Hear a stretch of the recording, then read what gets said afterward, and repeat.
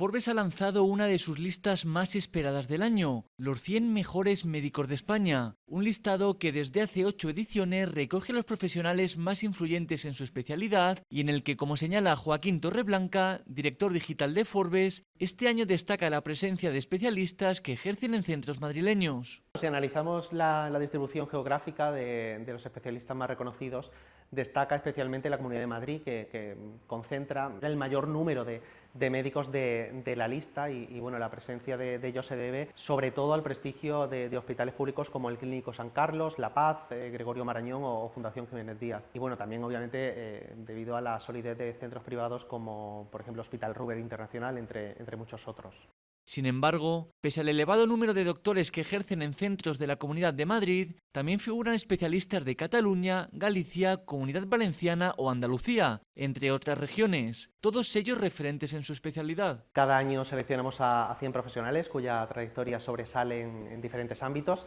desde la atención clínica hasta la investigación, pasando por la docencia y la divulgación científica. Para la selección de estos 100 nombres de 26 especialidades se tienen en cuenta múltiples factores, como la relevancia dentro de su especialidad, la presencia de los médicos en los medios, los premios que han recibido o sus cargos de relevancia, entre otros. Tomamos en consideración cuestiones como la relevancia de cada profesional en su especialidad,